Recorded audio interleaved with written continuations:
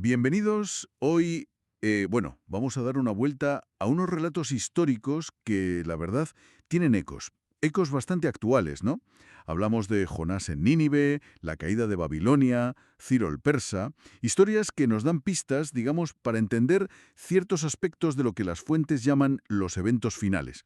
Nos basamos en extractos de una lección titulada Imágenes del fin. Y claro, textos claves de la Biblia. Jonás, Mateo, Apocalipsis, Daniel, Crónicas. Y también algunos comentarios de Elena G. White.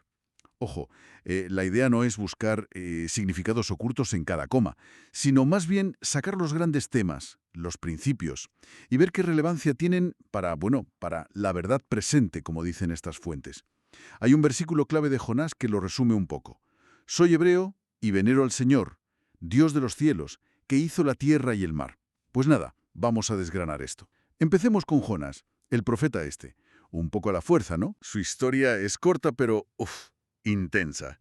Se resistía a ir a Nínive, que era la capital del imperio asirio. Gente dura.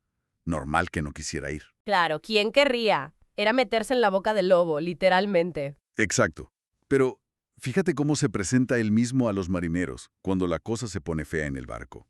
Soy hebreo y venero al Señor, Creador. Esto es importante. Sí, porque las fuentes lo conectan directamente, ¿verdad? Con el mensaje del primer ángel en Apocalipsis 14. Eso es. Ese mensaje que justo antes del fin llama a adorar al Creador. Pone el foco ahí, en la creación. Y Jesús mismo, usó la historia de Jonás. Comparó los 3 días de Jonás dentro del pez, por su desobediencia, Ajá. con sus propios 3 días en la tumba, por nuestros pecados.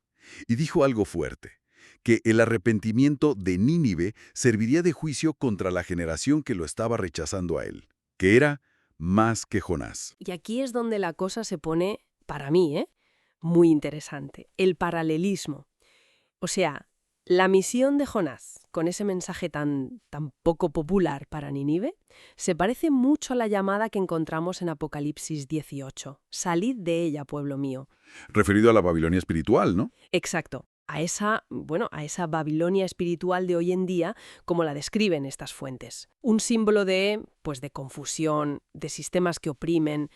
Es una llamada al arrepentimiento, que como le pasó a Jonás y como le pasa a mucha gente hoy, al compartir sus ideas, pues a menudo genera rechazo. Las fuentes sugieren que las Nínives de ahora, nuestras ciudades, necesitan ese mensaje tanto como la antigua.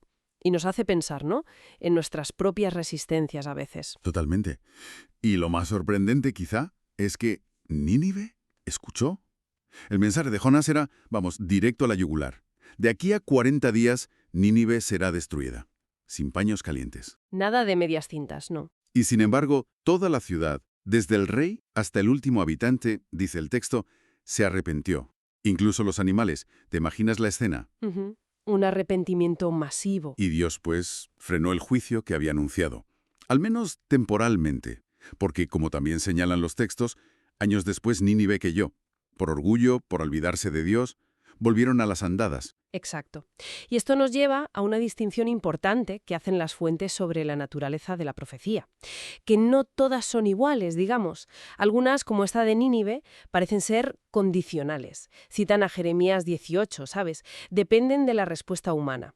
Si la gente cambia, el resultado puede cambiar. Entiendo. Pero otras profecías, como las que hablan de la segunda venida, o de eventos finales como las plagas, la marca de la bestia, esas se presentan como incondicionales. Van a pasar sí o sí. Lo que sí depende de nosotros, de nuestras decisiones, es, de qué lado estaremos cuando ocurran. Nuestras elecciones de hoy perfilan dónde estaremos mañana. Cambiando de escenario, pero siguiendo con esto de las respuestas y destinos, Babilonia. El capítulo 5 de Daniel es tremendo.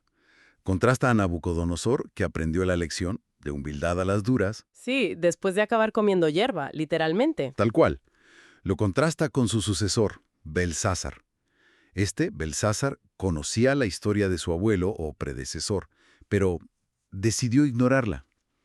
Como dice Daniel, ¿no has humillado tu corazón sabiendo todo esto? Es que eso es lo fuerte, ¿no? No era por falta de información. Bueno, una bacanal, seguramente.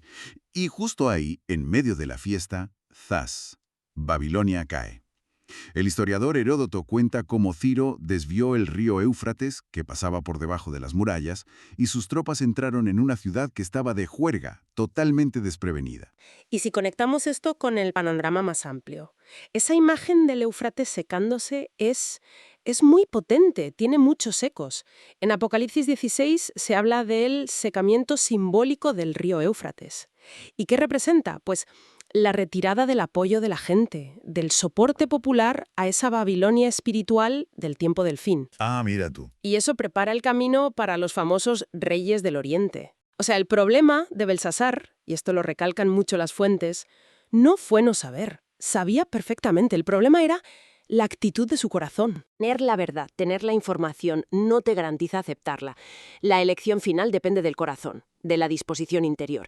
Y la caída de Babilonia, así, de repente, en plena fiesta, pues también resuena con todas esas advertencias de Jesús y de Apocalipsis sobre la venida sorpresiva, como ladrón en la noche. Sí, la necesidad de estar vigilantes, ¿no? De no estar de fiesta espiritualmente cuando llegue el momento. Justo eso, vigilancia espiritual.